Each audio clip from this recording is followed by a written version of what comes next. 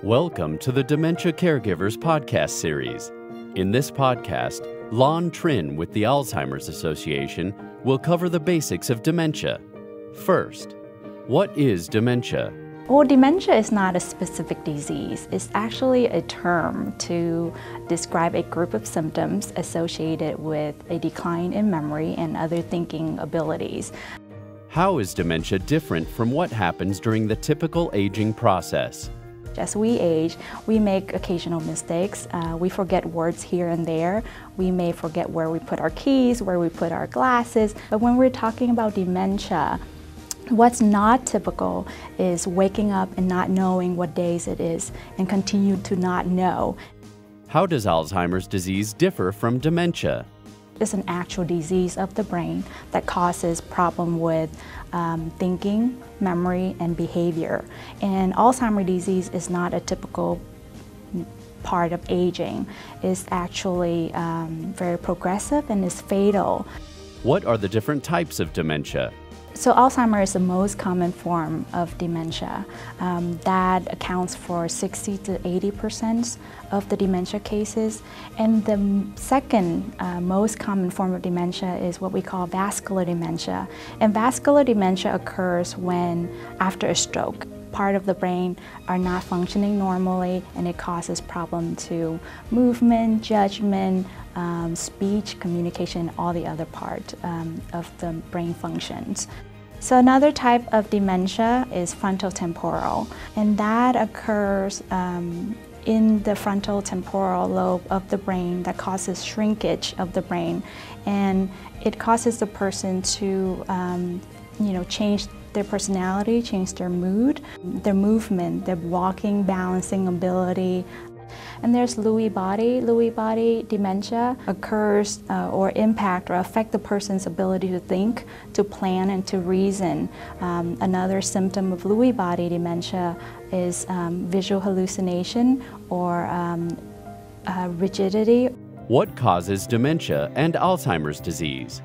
Most experts believe that Alzheimer's disease is a result of multiple factors, including genetics, socioeconomic factors, the person's social environment and the physical environment, as well as other health conditions such as cardiovascular disease or diabetes. Those really increase their risk.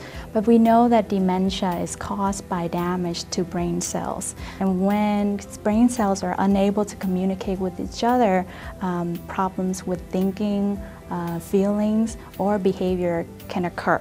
What is the typical progression of Alzheimer's disease? The course of the disease depends in part on age at diagnosis and whether or not that person have other health conditions. What challenges do caregivers face when caring for someone with dementia?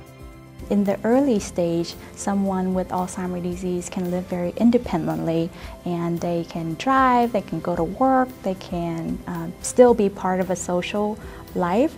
For that stage, people who are caring for a person with Alzheimer's disease are there pretty much to support and to be a companion and to help plan for the future. The stages change in the middle by the damages that's done to the brain. It makes it difficult for the person with the disease to express thoughts or to perform daily routines. So the caregiver really have to step up and be able to understand that process. People in the late stage of Alzheimer's disease, they have difficulty swallowing and eating.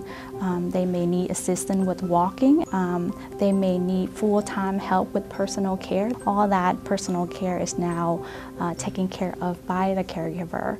And then at the late stage, communication is really just diminished.